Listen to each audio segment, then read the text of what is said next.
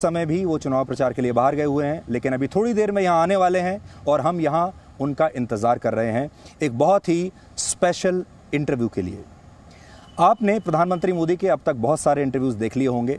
आपने उनका बाग बगीचे वाला इंटरव्यू देखा होगा, आपने उनका बनारस के घाट पर इंटरव्यू देखा होगा, आपने उनका स्टेडियम में इंटरव्यू देखा होगा, आपने उनका गैर राजनीतिक इंटरव्यू भी देखा होगा।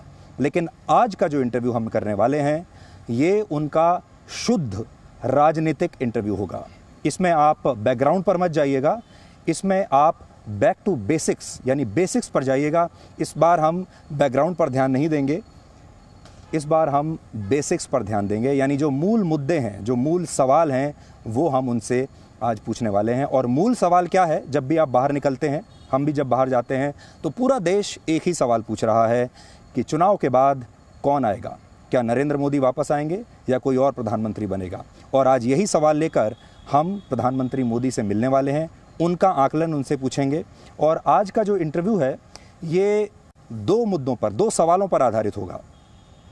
पहली स्थिति ये है कि प्रधानमंत्री मोदी अगर वापस आए प्रधानमंत्री के तौर पर तो क्या होगा, और अगर नरेंद्र मोदी वापस नहीं आए तो क्या होगा। सर नमस्कार। सुधीर जी, आपका बहुत बहुत स्वागत है। धन्यवाद भैया। और जी के दर्शकों को भी हमारा नमस्कार। जी के जो करोड़ों दर्शक हैं देश और विदेश में, वो आपको जी न्यूज़ पर देखना चाहते थे बहुत लंबे समय से। 2018 में आपने हमें एक इंटरव्यू दिया था और आज आपने फिर से समय निकाला, आपका बहुत बहुत शुक्रिया। धन्यवाद जी। जब आप चुनाव प्रचार में गए हुए थे बाहर तो हम लोग तो थोड़ा पहले आ गए थे यहाँ। हाँ। तो सारे लोग बाहर पूरे देश में एक ही सवाल पूछते हैं कि चुनाव के बाद कौन आ रहा है, और आपके विरोधी ये सपना देख रहे हैं कि आप अपना बोरिया बिस्तर यहाँ से पैक कर रहे हैं। तो हम भी जब आए तो हम देख रहे थे कि शायद आपने कुछ पैकिंग वगैरह शुरू की, बोरिया बिस्तर आपका कहीं पैक होते हुए हमें दिख जाए। तो पहला सवाल यही है कि पैकिंग आपने शुरू की या अभी आप यहीं रहेंगे। और हमने तो ये भी सुना है कि आपने 100 दिन का एजेंडा भी अपना अगली सरकार का तैयार कर लिया है। विरोधी लोग क्या सोच रहे हैं मुझे मालूम नहीं है, उनको सपने देखने का पूरा हक है और अपने ख्वाबों में वो खोए रहे, तो इसके लिए मेरी शुभकामनाएं हैं। जहाँ तक चुनाव का सवाल है, मैं पूरे देश का भ्रमण कर चुका हूँ, कई राज्यों में अनेक बार जा चुका हूँ, और एक प्रकार से मैं कहूँ तो पिछले 5 साल में दफ्तर में कैद नहीं था। मेरी कार्यशैली ऐसी है कि मैं जनता में था जी। शायद ही कोई फ्राइडे सैटरडे संडे ऐसा होगा कि मैंने हिंदुस्तान के किसी न किसी कोने जा कर के जनता के बीच समय बिताया ना हो। तो एक प्रकार से मैं जीवंत संपर्क वाला व्यक्ति हूँ, और उस सारे अनुभव के आधार पर मैं कह सकता हूँ जी कि देश की जनता मजबूत सरकार चाहती है जी। देश की जनता निर्णायक सरकार चाहती है। देश की जनता के मन में 2014 में एक क्यूरियोसिटी थी, वे है मोदी जी कौन है। ठीक है, गुजरात तो वैसे भी अच्छा राज्य है, तो क्या होगा, यहाँ क्या करेंगे। एक कौतुक जैसा भी था। लेकिन 2019 में उन्होंने मोदी को निकट से देखा है, जाना है, समझने का प्रयास किया है, और सबसे ज़्यादा मेरा काम भी बोल रहा है जी। आमतौर पर सरकारें जो चली हमारे देश में, उनको लगता था कि कानून बना दिया तो उनका काम पूरा हो गया। लास्ट माइल डिलीवरी में ज़्यादातर वो राज्यों पर डिपेंड रहते थे। हमने राज्यों के साथ मिलकर के ग्रास रूट लेवल पर लास्ट माइल डिलीवरी पर बल दिया, और जो लाभार्थी थे उनसे भी मैं बातें करता था। जैसे आयुष्मान भारत योजना जी, तो आयुष्मान भारत योजना के जो लाभार्थी हैं उनके साथ बैठता था, उससे मुझे पता चलता था क्या कमी है, क्या मुश्किल है, उसको हम करेक्ट करवाते थे। इन सारे अनुभवों के आधार पर मेरा पक्का विश्वास है, और ये सिर्फ टीवी के सामने बोल रहा हूँ इसलिए नहीं, मेरा पूरा पक्का विश्वास है कि देश की जनता ने 2019 में भारतीय जनता पार्टी को पहले से ज़्यादा सीट देने का तय किया है। भारतीय जनता पार्टी के साथी दल एनडीए के सभी दलों को भी ज़्यादा सीटें देना तय किया है। 2014 में जो राज्य कम थे, जहां हमारा प्रतिनिधित्व कम था, इस चुनाव में देखने को मिल रहा है कि उसमें भी हमारा प्रतिनिधित्व यानी एक पर से पान इंडिया जिसको कहे वैसा चित्र खड़ा होगा जी। और इसलिए मैं इस विश्वास के साथ आगे बढ़ रहा हूँ। जहाँ तक बिस्तरा बोरिया का सवाल है, कोई मेरी एक्सपायरी डेट बोल रहा है, तो मैं तो हर चीज़ के लिए तैयार रहता हूँ। तो आपने कहीं मन में कहीं ये भी आपके है कि मान लीजिए कुछ ऐसा हो जाए कि पैकिंग की ज़रूरत पड़ी जाए, तो थोड़ा लोगों को, स्टाफ को ये भी बोल के रखा कि भाई सामान थोड़ा समेटना शुरू कर दो? एक तो जो लोग मुझे जानते हैं उनको मालूम है मेरी ज़िंदगी एक झोले में होती है जी। तो मुझे वो कोई समस्या नहीं है। लेकिन मैंने कहा अभी ज़्यादा दिन बचे नहीं, 23 तारीख है, तो उनको ख्वाब में खोने दीजिए ना, उनको मजा लेने दीजिए ना। So you are here to अगर stay. आप जानकारी दे देंगे जी। कि मोदी जी ने कहा कि मैं तो रहने वाला हूँ, तो बेचारों की नींद डिस्टर्ब होगी, उनके ख्वाब गड़बड़ हो जाएगा। तो कृपा करके आप मत बताइए। मोदी जी, एक आपके साथ एक जोक मैं शेयर करता हूँ। एक देश में एक जोक चल रहा है इस वक्त कि बहुत सारे लोग कहते हैं कि देखो कुछ भी हो जाए आएगा तो मोदी ही। तो एलेक्सा से किसी ने पूछा, एक गाना है साजन जी घर आए, बोला एलेक्सा प्ले साजन जी घर आए, और एलेक्सा बोलती है कि आएंगे तो मोदी जी ही। तो इस जोक पर भरोसा करने का दिल करता है आपका कि आएंगे तो मोदी जी, कुछ भी कर लो? अगर किसी को उसमें जोक दिखता है तो वो स्वयं ही इतनी गंभीर चर्चा के काबिल नहीं है जी। क्योंकि ये जोक नहीं है, ये रियलिटी है। या ये आप समझिए कि ये सच्चाई से निकला हुआ एक ये रियलिटी है जी। देश की जनता ने तय कर लिया है। मोदी जी, अगर राजनीति के हिसाब से देखें तो आप राजनीति के शोले हैं। शोले सुपर हिट हुई थी लेकिन दोबारा नहीं आई, वो सफलता दोबारा दोहराई नहीं जा सकी। या आजकल एक नई पिक्चर आई है एवेंजर्स, जो हर 2-3 साल में उसका एक नया वर्जन आता है, उसका एक सीक्वल आता है और सुपर हिट होता है। आप क्या बनना चाहेंगे? राजनीति का शोले आप बनना चाहेंगे या एवेंजर्स की तरह आप अपने आप को लगातार अपडेट करते रहेंगे? और अगर ऐसा है तो मोदी वर्जन 2.0 यानी उसमें और पिछले वर्जन में क्या फ़र्क है? राजनीति में सच्चाई की धरातल पर जीना चाहिए।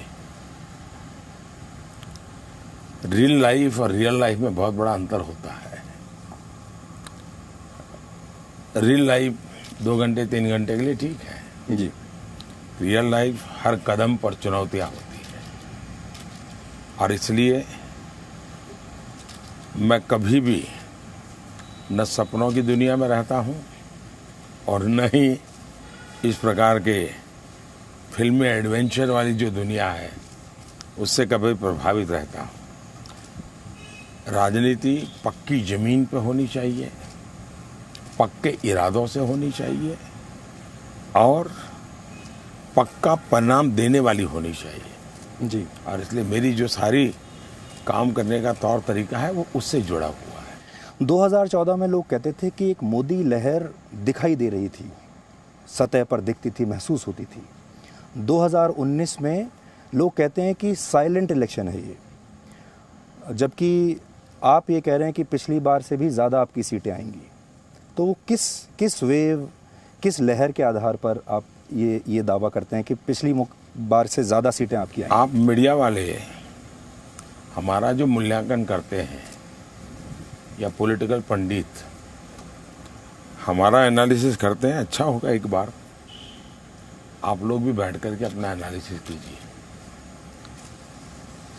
सबके सब पंडितों ने 2014 में रिजल्ट आने से पहले बार बार कहा है वेव नहीं था, बार बार कहा है और कुछ तो सीना ठोक करके कहते थे जी। और फिर जब हो गया परिणाम तो उनको तो कोई पूछने वाला है नहीं। हमारा तो हिसाब मांगा जाता है, उनका हिसाब कौन मांगता है? हुआ है तो वही जोर जोर से कहने लगे देखो मैं कहता था वेव है। तो अब मुझे लगता है इसकी चर्चा 23 के बाद ही करे तो ज़्यादा अच्छा होगा। 23 के बाद क्योंकि मुझे नहीं बोलना पड़ेगा, ईवीएम बोलेगा, देश की जनता बोलेगी और आपको बोलने के लिए मजबूर करेगी। लेकिन एक और आरोप के लिए आप तैयार रहिए, अगर आप जीत गए तो वो आरोप बिल्कुल तैयार है कि ईवीएम में सेटिंग थी। इसकी तैयारी तो अभी से चल रही है, 23 के बाद होगी ऐसा नहीं है। वो वैसा ही है कि कोई खिलाड़ी आउट हो जाता है तो एम्पायर के सामने देख करके बैट पछा ठोकता रहता है और दुनिया को मैसेज देने की कोशिश करता है कि मैं तो ठीक था, एम्पायर गड़बड़ था। तो ऐसे लोग रहते हैं जी। आजकल तो आप ये भी कह रहे हैं कि एम्पायर ही आजकल बैटिंग भी कर रहे हैं और एम्पायर ही आजकल बॉलिंग भी कर रहे हैं। ऐसे में आपको फेयर प्ले कितना लगता है? भारत की राजनीति में कितना फेयर प्ले है? पूरी दुनिया भारत का लोकतंत्र, उसकी विशालता, इसको लेकर के बहुत प्रसन्न है। हम ही लोग हैं कि जिनको आदत हो गई अपने आप को कोसने की, आदत हो गई है। और लंबे अरसे तक जो लोग सत्ता में रहे हैं, जिन्होंने सिवाय सत्ता को देखा ही नहीं है, वे इन सभी इंस्टीट्यूशन उनकी इच्छा के अनुसार चलनी चाहिए इस मत के रहे हैं। उनकी सोच के बाहर कुछ भी सही होता है तो उनके लिए वो बहुत बड़ा खतरा हो जाता है, क्योंकि 70 साल उन्होंने वही किया है। अब देश में बड़ी मुश्किल से सभी इंस्टीट्यूशन स्वतंत्रता से काम कर रही हैं, अपने तरीके से कर रही हैं। हमारा देश का इलेक्शन कमीशन, इतना बड़ा चुनाव ऑर्गेनाइज करना और बहुत अच्छे ढंग से ऑर्गेनाइज करना, एक्चुअली हम सब ने मिल करके दुनिया में हमारे लोकतंत्र का भी ब्रांडिंग करना चाहिए, हमारी चुनाव प्रक्रिया का भी ब्रांडिंग करना चाहिए। पर ये सवाल मैंने आपसे इसलिए भी पूछा, फेयर प्ले एक तो ये है, लेकिन फेयर प्ले का जो दूसरा पहलू है वो ये है कि क्या आपके लिए और राहुल गांधी के लिए, आपके लिए और ममता बनर्जी के लिए, आपके लिए दूसरे विपक्षी दलों के लिए समान बेंचमार्क हैं क्या? क्या आपको और उनको एक ही बेंचमार्क पर तौला जाता है? क्या ऐसा नहीं होता कि आपके साथ कहीं नाइंसाफ़ी होती है, उसी चीज़ को आपके खिलाफ ही इस्तेमाल कर लिया जाता है और अगर वो करें तो उसको सही माना जाता है? तो वो भी एक फेयर प्ले है। आप जानकारी मैं बताता हूँ, मेरी जिंदगी में मुझे कभी रॉन्ग साइड पार्किंग का या रॉन्ग साइड ड्राइविंग का भी मेरे जीवन में कोई गुनाह नहीं हुआ है। मैं इतना एक सिविलियन लाइफ में सिटीजन नॉर्म्स जो होते हैं उसको भली भांति, अनजाने में कुछ हो गया तो मुझे भी मालूम नहीं आता। मेरे जीवन में कभी कोई एफआईआर नहीं लिखी गई पूरे जीवन में। पहली बार मेरे खिलाफ एफआईआर कब लिखी गई? 2014 में। भारतीय जनता पार्टी का मैं पार्लियामेंट का उम्मीदवार था, प्रधानमंत्री पद का भी घोषित उम्मीदवार था और मैं मेरे वोट अहमदाबाद में, जहाँ मैं कैंडिडेट भी नहीं हूँ, वहाँ मैं वोट देने गया था। पहली बार मेरी जिंदगी में एक झूठा केस बना करके एफआईआर लिखवाई गई और एफआईआर भी समय से पहले इलेक्शन कमीशन ने मीटिंग बुला करके विद इन नो टाइम किसी का ओपिनियन लिए बिना आदेश दे दिया, आपको करना पड़ेगा। दूसरा, आप हैरान हो जाएंगे, मैं बनारस चुनाव लड़ने गया था। मैं बनारस में बिल्कुल नया था, नामांकन भरने गया, तब देश ने देखा कि भाई हाँ ये हमारा उम्मीदवार है। उस समय जो अफसर थे, जिसकी भी उनको मार्गदर्शन मिलती होगा, रोड शो करके मैं नामांकन भरने गया। तय था कि रोड शो के बाद मेरी पब्लिक मीटिंग होगी, मैं भाषण करूंगा, बाद में नामांकन के लिए जाऊंगा। सारी परमिशन थी। रोड शो पूरा होने के बाद जब पता चला तो हमारी परमिशन कैंसिल हो गई थी, भाषण नहीं हुआ मेरा। पूरा चुनाव में बार बार रिक्वेस्ट करता रहा कि मुझे मेरे मतदाताओं से अपनी बात बताने का मौका दीजिए। हाँ बिल्कुल आपको देते हैं, last moment cancel, last moment cancel. एक भी बार पब्लिक से मेरा नाता नहीं आया बनारस में 2014 में। फिर भी न मैंने कभी चिल्लाया, न आंसू बहा है, न इसके ऊपर आरोप किया, न उसके ऊपर आरोप किया। ये सवाल वैसे मैं आपसे बाद में पूछता, लेकिन अभी क्योंकि बातचीत इस पर हो रही है, आप कहते हैं आपके हिसाब से आप देश के सबसे शरीफ नेता हैं, और प्रियंका गांधी वाड्रा कल आपको दुर्योधन कह रही थी, सोनिया गांधी आपको कभी मौत का सौदागर कहती हैं, और जो प्रेम की जो डिक्शनरी है जिसमें और इतने अच्छे अच्छे शब्द आपके लिए प्रयोग किए गए, तो उसमें इतना विरोधाभास है। एक तरफ आपकी जो छवि है, आप जो बता रहे हैं बिल्कुल शरीफ नेता, और दूसरी तरफ वो आपको ऐसे प्रोजेक्ट करते हैं कि आपसे खतरनाक इस देश के लिए कोई हो नहीं सकता। ये तो उनको पूछना चाहिए कि भाई आप ऐसा क्यों करते हो, क्यों इस प्रकार की भाषा का प्रयोग करते हो। और प्रेम का नकाब पहन करके किया जाता है, प्रेम वर्षा। अब प्रेम वर्षा में ये चीजें होती हैं, वो तो मैं पहली बार अनुभव कर रहा हूँ। नहीं, वो आपको गले भी लगाना चाहते हैं, उनके हृदय में आपके लिए बहुत प्रेम भी है, और फिर ये शब्द भी है। और है कि वो जरूरी है दिखावे के लिए, और रियल में ये है जो हो रहा है, ये तय करना चाहिए आप लोगों ने। जी मोदी जी, हमने आपके इंटरव्यू तो बहुत सारे देखे, आपका बगीचे वाला भी इंटरव्यू हमने देखा, फिर हमने बनारस में घाट पर इंटरव्यू देखा, फिर स्टेडियम में इंटरव्यू देखा, पर आज और गैर राजनीतिक इंटरव्यू भी आपका देखा हमने। तो आज हमने ये सोचा कि आज शुद्ध राजनीतिक इंटरव्यू करते हैं। तो अब हम ये सोच रहे थे कि वापस कमरे में चलते हैं और वहाँ बैठते हैं, चलिए, और फिर आपके साथ शुद्ध राजनीतिक बातें करेंगे। इस बार के चुनाव की एक और ख़ास बात यह है कि लोग कहते हैं ये मुद्दा रहित चुनाव है, मुद्दा है ही नहीं, और मुद्दा सिर्फ एक ही है, वो है मोदी।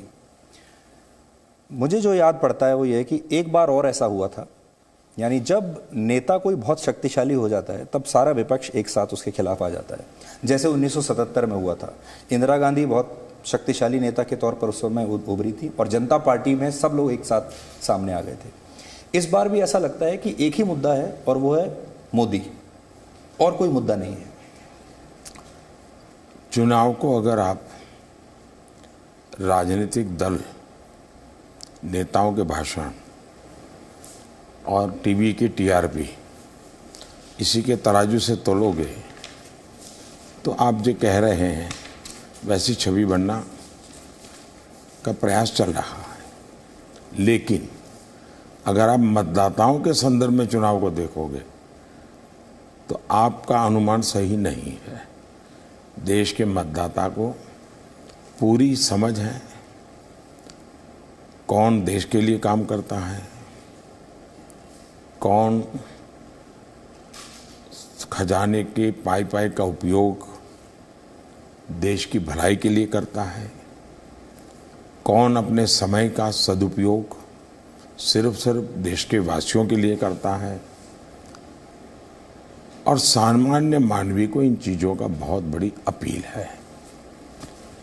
उसको लगता है कि भाई हाँ, बड़े अरसे के बाद पता चल रहा है कि देश में कोई प्रधानमंत्री भी होता है। आपने विपक्षी दलों को इतना ज़बरदस्त तरीके से जो एकजुट कर दिया, ऐसे क्या हालात देश में पैदा हो गए कि इतनी एकता विपक्षी दलों के अंदर आ गई, जो मैं जैसे बता रहा था कि जैसे पहले एक बार हुआ, आपका नाम और आप इतना बड़ा मुद्दा कैसे बन गए? मुझे खुशी होती अगर देश का विपक्ष एक होता। हकीकत यह है कि एक नहीं हुई है, कंफ्यूजन के सिवा कुछ नहीं है। लेकिन ये शब्द इसलिए पकड़ के रखा है क्योंकि वो मतदाताओं को कंफ्यूज करना चाहते हैं। रियलिटी ये है, इसका मतलब ये नहीं कि उन्होंने कोशिश नहीं की, कोशिश की। वो भी कन्विंस है कि ये मोदी नाम की जो वेव चल रही है उसमें बचना है तो एक दूसरे के हाथ पकड़ने पड़ेंगे। लेकिन स्वभाव से वे एक दूसरे के विरोधी हैं, हर कोई एक दूसरे को गिराना चाहता है, इसलिए वो एक नहीं हो पा रहे हैं। और देश की जनता को भली भांति चित्र दिखाए भी। अब आप कल्पना कीजिए, एक साल पहले कांग्रेस और सपा ने समझौता किया और आज कांग्रेस वहां वोट कटाव के रूप में उभर करके आ गई। इन्होंने यहां दिल्ली में समझौते के लिए आकाश पाताल एक कर दिया, समझौता नहीं हुआ।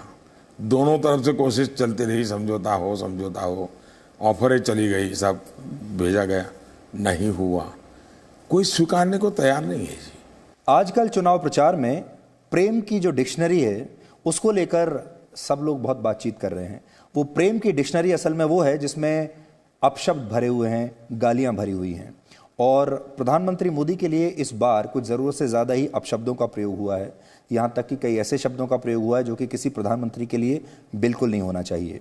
लेकिन जब मोदी जी वो सारी गालियाँ सुनते हैं, वो सारे अपशब्द सुनते हैं अपने बारे में, उन्हें कैसा लगता है? घर तो लौटते होंगे, घर लौटकर जब उनके बारे में देखते होंगे, सुनते होंगे, वो बातें उनके कानों में गूंजती होंगी, क्या प्रभाव होता है उनका मोदी जी के मन पर? यह सवाल है इस ब्रेक के बाद। चोर आपको कहा गया, नीच कहा गया, भस्मासुर, मौत का सौदागर, दुर्योधन। आप शायद भारत के पहले प्रधानमंत्री होंगे जिसके बारे में इतने ज्यादा अपशब्द कहे गए। कभी दुख पहुंचता है आपको, चोट पहुंचती है जब अकेले होते हैं आप? मैं इंसान हूं, दर्द मुझे भी होता है, लेकिन मेरी कुछ जिम्मेवारियां हैं, इसलिए उस दर्द को पी जाता हूं। और ये आज से नहीं, पिछले 20 साल से पीता आया।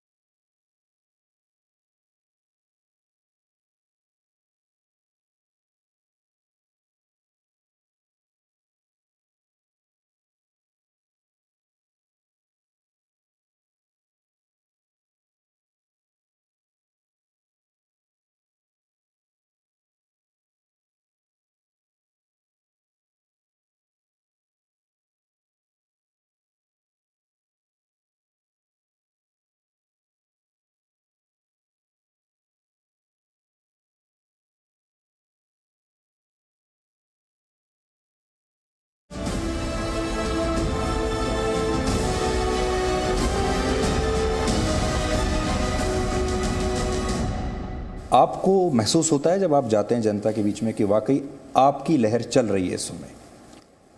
जब आप आपकी कर रहे हैं या नरेंद्र मोदी को बीच में फिट करके कह रहे हो, ये प्रो इनकम्बेंसी व्यू है। एक जो वर्तमान में सरकार है, उस सरकार के समर्थन में जन सामान्य, और ये चुनाव 2014 का चुनाव तो सरकार के खिलाफ था। 2014 का चुनाव मोदी स्वयं भी लड़ रहे थे। ये चुनाव ऐसा है जो न मेरी पार्टी लड़ती है, न मैं लड़ता हूँ, देश की जनता लड़ती है। हमसे जनता 10 कदम आगे है। 2014 में आपका जो वोटों की जो संख्या थी वो बहुत बड़ी थी। 7 करोड़ 84 लाख से 17 करोड़ 16 लाख चली गई थी और 18.8% से 31% तक चली गई। ज़बरदस्त जंप था। इस बार आपको ऐसा लगता है कि 17 करोड़ से इस बार 27 करोड़ मत चले जाएंगे? मुझे लगता है कि इन सारी चीज़ों को काउंटिंग के बाद सोचना चाहिए। मैं अलग तरीके से इस चीज़ को आपको आपके माध्यम से दर्शकों को समझाता हूँ। भारतीय जनता पार्टी के आज सिटिंग एमपी है, उससे ज़्यादा हमारी विक्ट्री होगी। पिछली बार से ज़्यादा वोटों से विक्ट्री होगी। एनडीए के हमारे जितने साथी हैं उनका भी टैली बढ़ेगा, उनकी संख्या भी बढ़ेगी, उनका मार्जिन भी बढ़ेगा। देश के कई भागों में हमारी उपस्थिति थी, उसमें भी अब संतुलित हमें परिणाम मिलेगा। एक प्रकार से हिंदुस्तान के हर कोने में होंगे और हम पहले से ज़्यादा नंबर में भी होंगे, पहले से ज़्यादा वोट संख्या में भी होंगे। अब मैं उल्टा सवाल आपसे पूछता हूँ और इसको आप पत्रकार के सब सवाल उल्टे ही होते हैं, कभी सीधे हो ही नहीं सकते। तो मेरा ये सवाल पूछने का मन है आपसे कि मान लीजिए 272 से कम सीटें रह गई, तब आपका प्लान बी क्या है? पहली बात है कि सरासर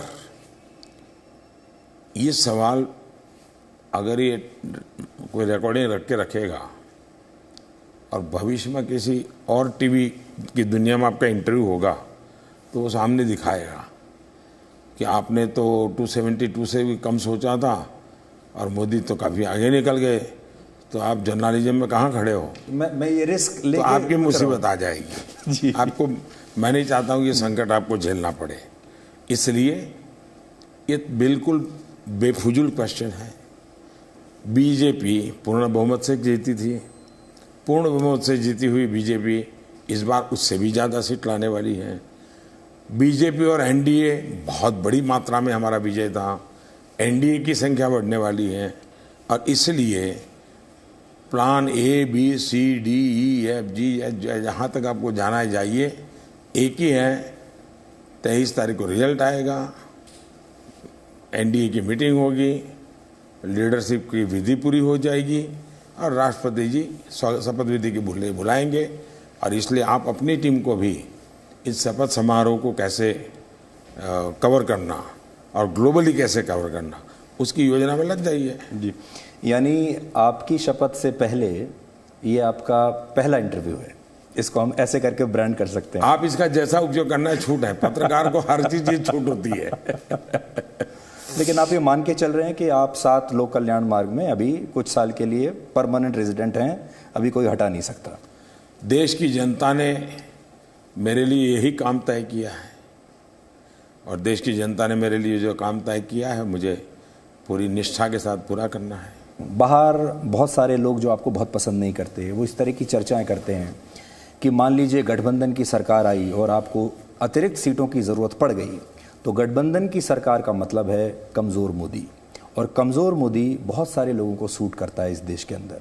तो लोग ये भी सपना देख रहे हैं कि मान लीजिए पूरा बोरिया बिस्तर ना सही, लेकिन कुछ ऐसी स्थिति पैदा हो जाए कि आपको 50-100 सीटें बाहर से लेनी पड़ जाएं और फिर वो आपका असली टेस्ट होगा, वो आपकी असली परीक्षा होगी। मैं फिर कहता हूँ, भारतीय जनता पार्टी पूर्ण बहुमत के साथ फिर से आ रही है। एनडीए के साथ ही पहले से ज़्यादा संख्या में जीत करके सब लोग आ रहे हैं। पहले से और अधिक मजबूत सरकार बनने वाली है।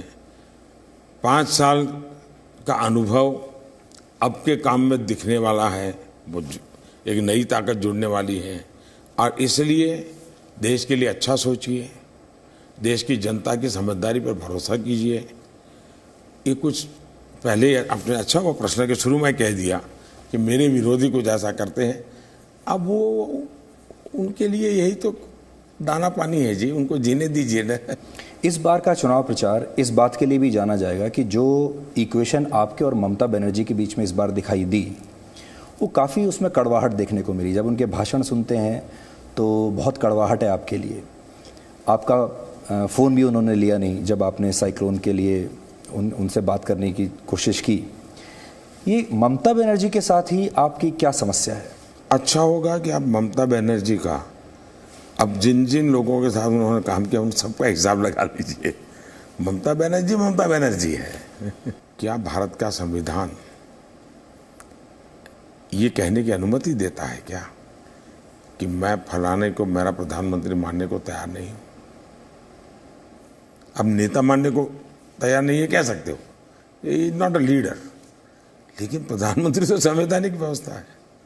आपको पाकिस्तान का प्रधानमंत्री तो प्रधानमंत्री दिखता है, हिंदुस्तान का प्रधानमंत्री न दिखे, तो ये संविधान के पर अविश्वास की अभिव्यक्ति है। आप किसी राज्य के मुख्यमंत्री को अपने यहाँ हेलीकॉप्टर लैंड न करने दे, आप हैरान हो जाएंगे। मेरी कल सभाएं हैं 2 बंगाल में। कल शाम तक मेरी सभा की परमिशन नहीं दी गई। पब्लिक मीटिंग है, अब मेरे कार्यकर्ता टेंट कहाँ बांधेंगे, पंडाल कैसे लगाएंगे, नहीं दी उन्होंने। इलेक्शन कमीशन के सामने हमारे लोगों को जाकर के बहुत बड़ा प्रदर्शन करना पड़ा, तब जाकर के कल रात को 9 बजे परमिशन मिली है। दूसरा क्या करते हैं, जहाँ भी हमारी पब्लिक मीटिंग होती है, मेरी और मेरे और साथियों की, उसके 200 किलोमीटर के रेडियस में ये जो माइक वाले होते हैं या कुर्सियाँ किराए पर देते हैं या टेंट लगाते हैं, उन पर वहाँ उनकी अफसर जाकर के परेशान करते हैं कि ये सभा है, आपका सामान जाएगा तो आप यहाँ रह नहीं पाओगे। तो हमारे लोगों को 200-300 किलोमीटर दूर से मटेरियल लाना पड़ता है, तो वो भी हमारे सामने दिक्कत है। मुझे प्रॉब्लम जी ममता जी या टीएमसी नहीं है, बंगाल की बर्बादी बहुत गंभीर समस्या पैदा करेगी, देश के लिए बहुत बड़ा खतरा पैदा करेगी। और इसलिए मैं मानता हूं कि बहुत गंभीरता से सोचना पड़ेगा देश को। ये देश के संविधान के सामने खतरा है। इस प्रकार की सोच, इस प्रकार के व्यक्तित्व, ये सामान्य चीजें नहीं है जी। आप लोगों के दिमाग में चुनाव भरा पड़ा, इसके कारण इतनी बड़ी देश की बर्बादी, उसको आपने चुनाव में समेट करके और मोदी और उसके साथ जोड़ करके देख रहे हो। बहुत नुकसान हो रहा है देश का। चुनाव ही नहीं, आप देखिए साइक्लोन आया उड़ीसा में, और हमने उसी एक साइक्लोन पर 2 अलग अलग मुख्यमंत्रियों को देखा। नवीन पटनायक को देखा, उनकी आपके साथ इक्वेशन देखी, कैसे उन्होंने आपके साथ वो गए, दौरा किया उन्होंने, और ममता बनर्जी को देखा। यानी एक साइक्लोन और 2 अलग अलग मुख्यमंत्रियों के अलग अलग रुख उस पर। तो संघीय ढांचा है भारत, ऐसे में एक प्रधानमंत्री के लिए काम करना बहुत मुश्किल हो जाएगा। ये अगर हमारे देश में यहाँ जो अपने आप को बड़ा विद्वान मानते हैं, जो आप बोल रहे हैं, उतनी गंभीरता से सोचेंगे, चर्चा करेंगे तो देश का भला होगा, लेकिन नहीं करते हैं जी। उनके दिमाग में चुनाव और व्यक्तित्व और अहंकार, ये बिल्कुल प्योरली संवैधानिक इश्यू है जी। फेडरल स्ट्रक्चर में हर एक की अपनी ड्यूटी तय है, आप इस ड्यूटी का पालन नहीं कर रहे। मेरी बात छोड़ दीजिए, उनके चीफ सेक्रेटरी ने, गवर्नर ने उनसे मांगा कि भाई क्या क्या स्थिति है, रिपोर्ट कीजिए।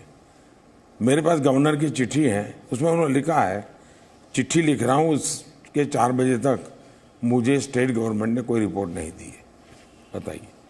और नेचुरल कैलेमिटी में अब ये बंगाल के लोगों को भी सोचना पड़ेगा, और दिल्ली में आप जैसे लोग अपने आप को, या जो लुटियन पंडित हैं उनकी बात है, सोचे तो भाई देश कहाँ ले जाओगे ऐसा करके। ये सही है कि आपने फ़ोन किया था ममता बनर्जी को और उन्होंने उठाया नहीं या जवाब नहीं दिया? आपको शक है क्या?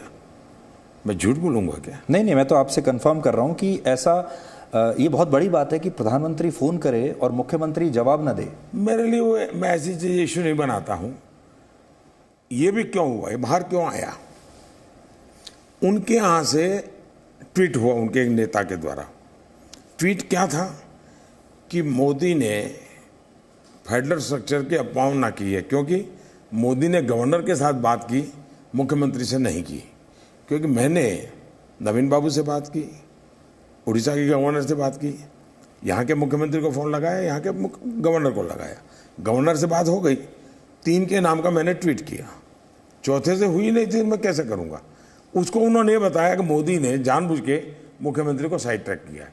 तब जाकर के मुझे पब्लिक में जाकर के कहना पड़ा, सरकार की तरफ से बयान गया कि भाई सही नहीं है, प्रधानमंत्री ने इतनी बार ट्राई किया था।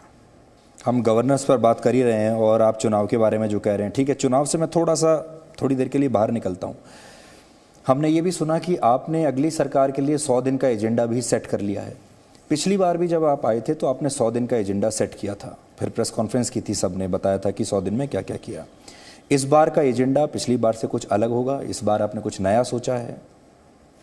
एक तो पिछली बार ऐसा मैं नहीं कर पाया था, धीरे धीरे करके इवॉल्व हुआ था, क्योंकि मैं यहाँ की ज्योग्राफी नहीं जानता था, यहाँ की कोई गतिविधि, मैं सब कुछ, मुझे हर चीज़ सीखनी थी। तो शुरू का मेरा काफ़ी समय से सीखने में गया, और मैं कोई ऐसी गलती मेरे से ना हो जाए जिससे देश को कोई नुकसान हो जाए, इसलिए मैं थोड़ा ओवर कॉन्शियस था। तो मेरे निर्णयों में भी समय लगता था शुरू के दिनों में। आज वो स्थिति नहीं है, आज तो सब चीज़ें मेरी उंगली पर है कि ये होगा, ये होगा, ये होगा। लेकिन सरकार को आदत बनी रहनी चाहिए कंटिन्यूटी की, क्योंकि एक प्रकार से इलेक्शन पीरियड है, बाबू के लिए वैकेशन का समय होता है, और मैं किसी को वैकेशन लेने नहीं देता हूँ। तो मैं उनको आगे के काम बता के रखता हूँ तो कई काम बता देता हूँ मैं। 4 चरण के बाद आपने राजीव गांधी का जिक्र चुनाव प्रचार में किया और वो अचानक से बहुत बड़ी हेडलाइन बन गया। कांग्रेस पार्टी बहुत आहत हो गई, इमोशनल हो गई उसको लेकर, और ये कहा गया कि एक मरे हुए आदमी को आप वापस चुनाव प्रचार में आप लेकर आ गए और उसको भ्रष्टाचारी नंबर 1 आपने कह दिया।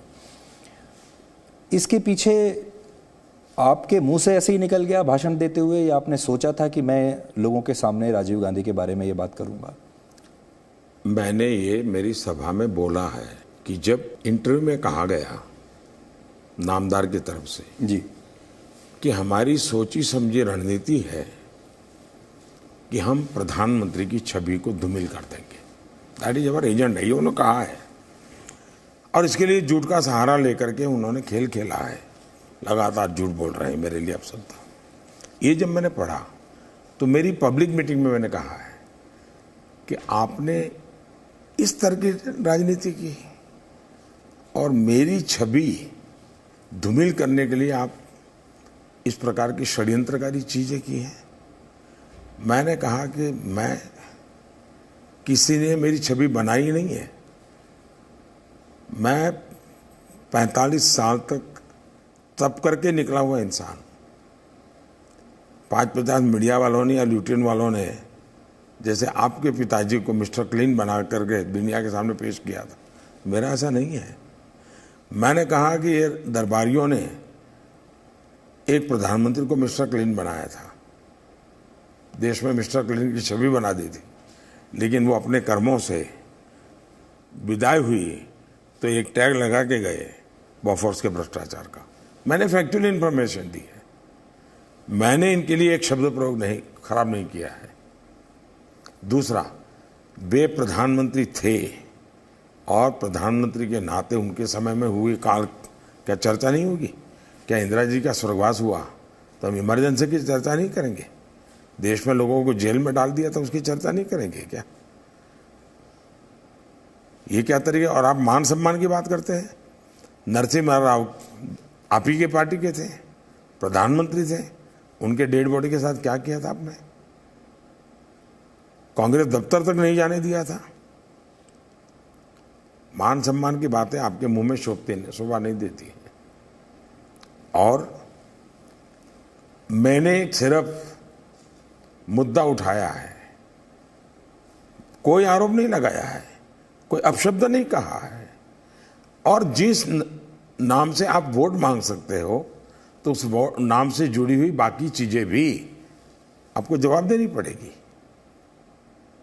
आप अमेठी के लिए इमोशनल रोना धोना लेकर के लोगों को प्रभावित करने के लिए ड्रामेबाजी करो, ये नहीं चलेगा।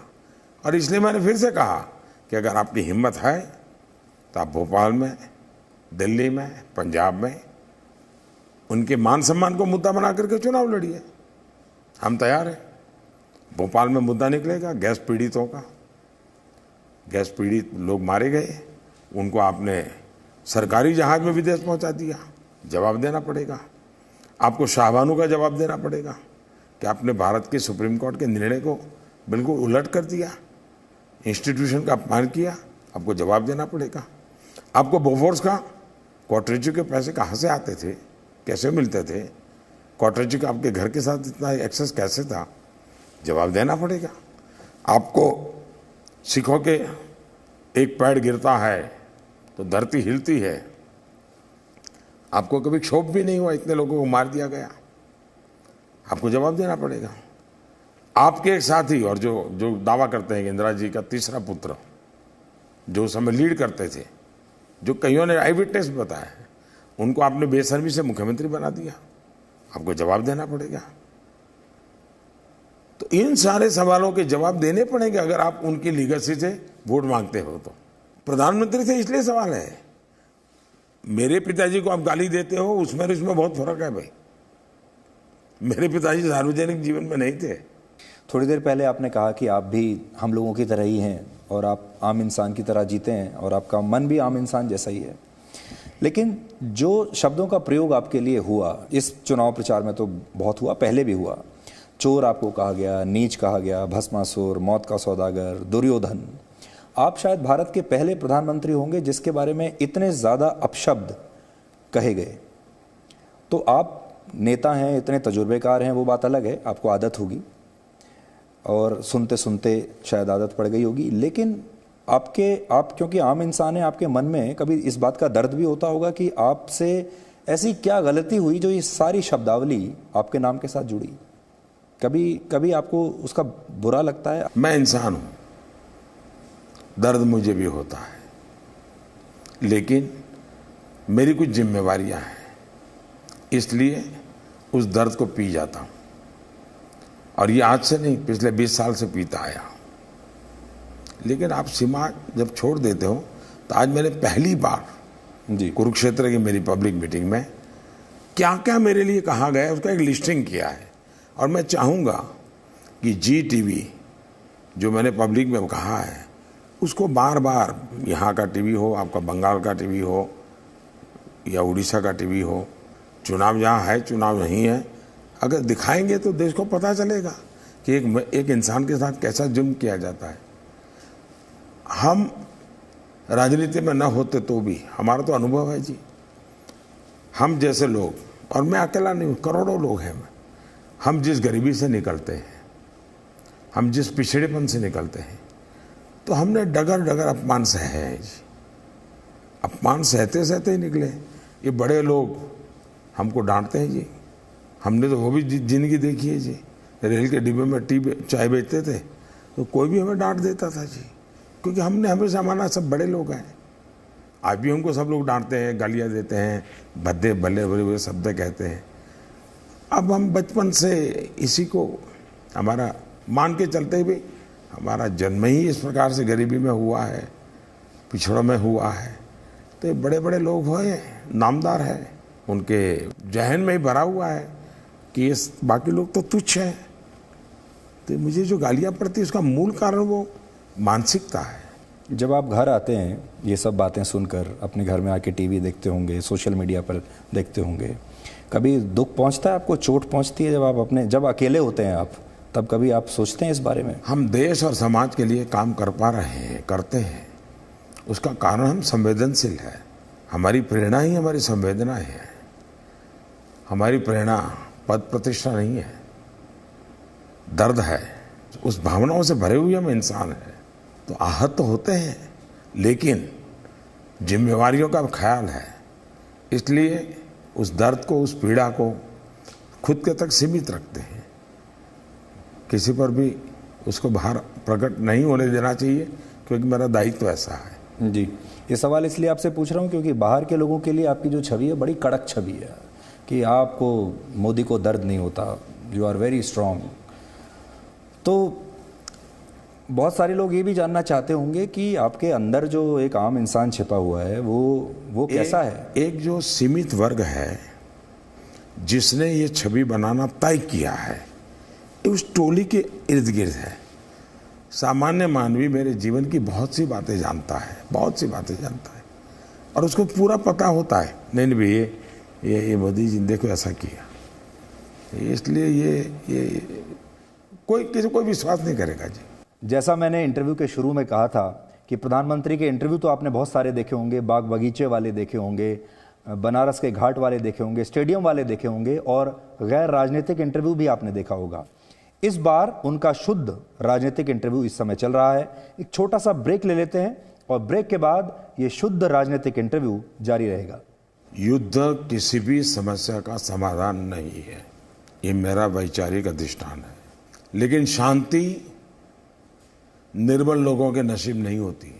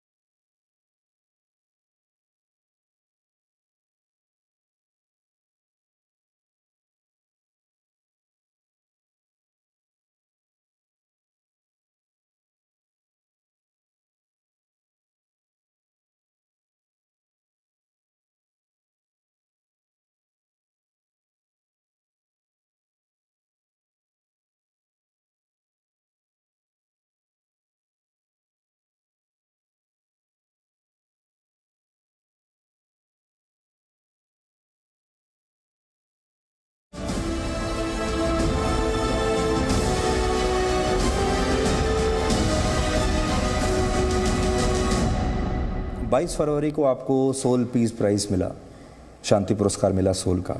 4 दिन बाद बालाकोट की एयर स्ट्राइक हो गई। उसके बाद आप 150वीं वर्षगांठ मनाने की बात करते हैं महात्मा गांधी की, जो कि अहिंसा के इतने बड़े पुजारी थे। फिर आप उसके बाद एंटी सैटेलाइट मिसाइल भी लॉन्च कर देते हैं। तो लोग ये भी जानना चाहते हैं कि आपकी असली सोच क्या है। आप शांति में विश्वास करते हैं, युद्ध में विश्वास करते हैं, दोनों में करते हैं, और ये आपके अलग अलग रूप जो हैं, कि अभी आपने शांति की बात की लेकिन उस वक्त आप युद्ध की भी बात सोच रहे हैं। ये स्विच ओवर कैसा है? युद्ध किसी भी समस्या का समाधान नहीं है, ये मेरा वैचारिक अधिष्ठान है। लेकिन शांति निर्बल लोगों के नसीब नहीं होती है, समर्थ को ही शांति मिलती है, और समर्थ ही शांति का माहौल में कैटलिक एजेंट बन सकता है। अगर हम इस पूरे भूभाग में शांति चाहते हैं तो भारत का सामर्थ्यवान होना बहुत जरूरी है। आप सामर्थ्यवान नहीं होगे तो सिवाय अशांति आपके नसीब कुछ नहीं आएगा। क्या 40 साल से देश में आतंकवादी आए, मारते चले जाएं, और हम हर बार कहेंगे भाई पाकिस्तान ऐसा करता है, पाकिस्तान। उसका मतलब जहाँ पर लालन पालन होता है आतंकवादियों का, जहाँ आतंकवादियों को दाना पानी मिलता है, वहीं पर अब हमने टारगेट करना चाहिए। दूसरी बात है, गांधी इस युग के और पिछली शताब्दी के विश्व के श्रेष्ठ मानव थे, लेकिन एक परिवार का यशोगान करने में हमने गांधी को दुनिया के अंदर जिस रूप में ले जाना हम नहीं ले गए हैं। हमने गांधी के साथ अन्याय किया है। मेरी पूरी कोशिश है कि गांधी 150 के निमित्त पूरे विश्व में भारत ने एक ऐसा महामानव पैदा हुआ था जिसकी सारी सोच आज भी दुनिया के लिए रिलेवेंट है, और ये मैं इसमें कन्विक्शन है मेरा। इस दौरान आपको अवार्ड बहुत मिले, अलग अलग देशों ने, मुस्लिम देशों ने भी आपको सम्मान दिया, आपने सर्वोच्च सम्मान से नवाजा, लेकिन भारत में उसको लेके सेलिब्रेशन नहीं हुआ। भारत में नहीं, ये समझिए कि कुछ विपक्षी दलों में सेलिब्रेशन नहीं हुआ। भारत की जो आम जनता है वो तो खुश हुई होगी, लेकिन जो एक वर्ग है, बुद्धिजीवी वर्ग, जो खुद अपने अवार्ड वापस कर रहा था, वो खुश नहीं था। एक तो हमारे पास ऐसे राग दरबारी लोग नहीं है, नहीं हमारे पास कोई लुटियन फौज है कि जो इस प्रकार के छोटी छोटी चीज के ढोल पीटते रहे जी। हम मेहनत करके निकले हुए लोग हैं। मजदूर आदमी को जितना मिलता है उतना मिलता है, सम्मान, मान सम्मान, और हम मान सम्मान के लिए जीते नहीं हैं, हम तो देश का मान सम्मान के लिए काम करते हैं। संवैधानिक जो संस्थान हैं उन पर हमले हुए, कभी इलेक्शन कमीशन पर कुछ कहना, सीबीआई, ईडी, और अब आपने देखा होगा पीछे 1 साल में सुप्रीम कोर्ट के 2 जो चीफ जस्टिस हैं उनको भी सवालों के घेरे में निजी हमले उन पर हुए। दीपक मिश्रा पर हुआ और अब रंजन गोगोई पर निजी हमले हो रहे हैं। तो ये सुप्रीम कोर्ट आखिरी एक ऐसा इंस्टीट्यूशन अभी बचा हुआ था जिसको इन्होंने छोड़ दिया था, और अब उस पर भी हमले हो रहे हैं। इस सुप्रीम कोर्ट वाला मामला बहुत गंभीर है, इसको आप कैसे देखते हैं? सारे मसले गंभीर ही है भाई। बिना कोई कारण अगर 9 घंटे मुझे एक मामूली पुलिस के सामने एक मुख्यमंत्री को इंट्रोगेशन हुआ हो, ये गंभीर नहीं था क्या? ये गैंग है, कोई बचने वाला नहीं है जी। इन सबके बाद विदेशी धन आता है, प्रूफ है। और मैं मानता हूँ सुप्रीम कोर्ट के चीफ जस्टिस के ऊपर जिस प्रकार से किया गया, और अभी जो मीडिया में निकला है कि जो रिपोर्ट आई है, उस रिपोर्ट ने तो पूरे आरोपों को नकार दिया है। मैंने मीडिया के माध्यम से कह रहा हूँ, क्योंकि वो तो सीक्रेट रिपोर्ट है, तो मेरे पास रिपोर्ट नहीं है।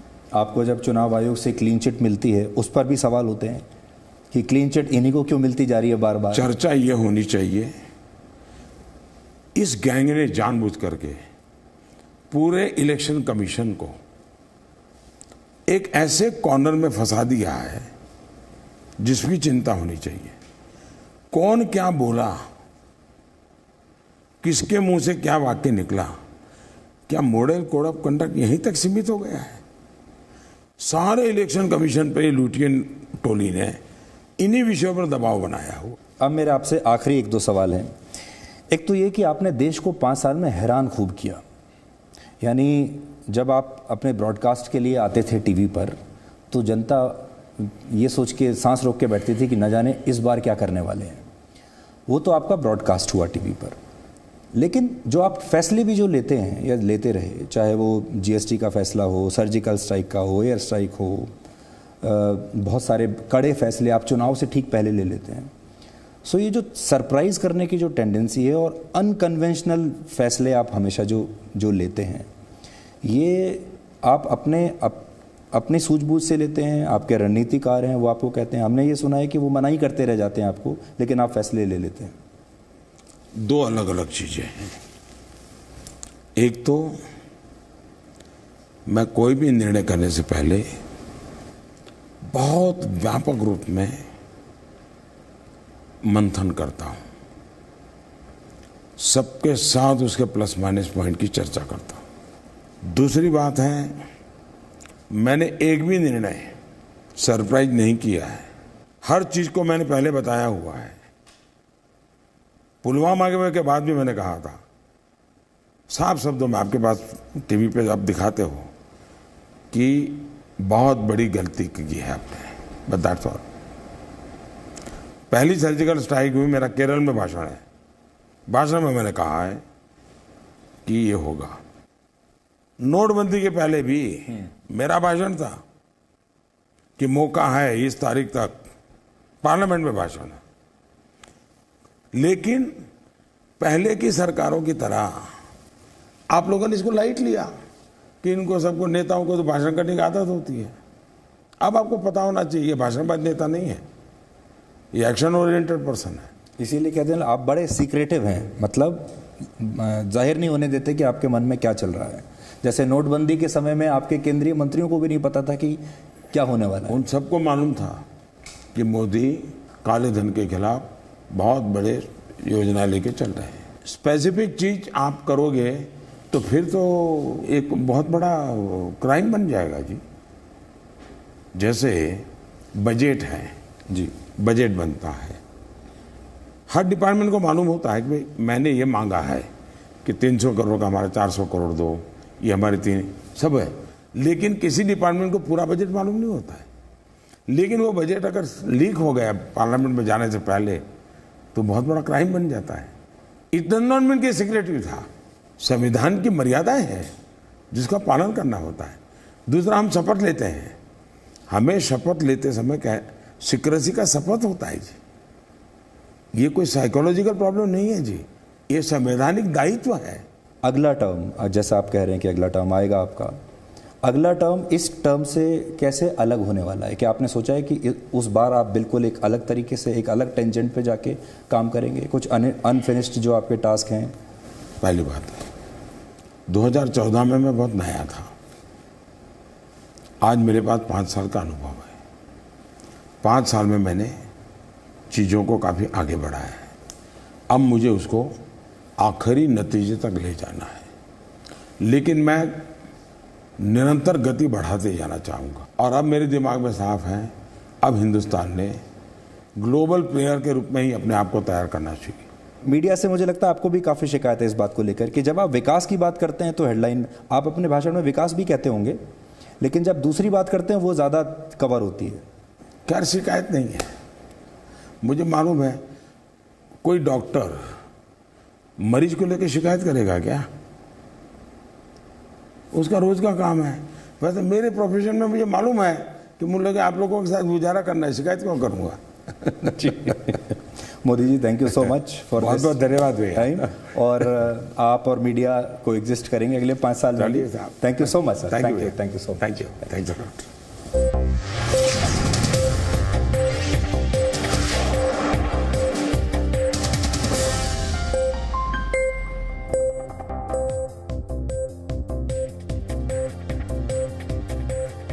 नमस्कार, मैं हूं सुधीर चौधरी और इस स्पेशल डीएनए में आपका स्वागत है। आज हम आपको प्रधानमंत्री का वो इंटरव्यू दिखाएंगे जिसका आप सबको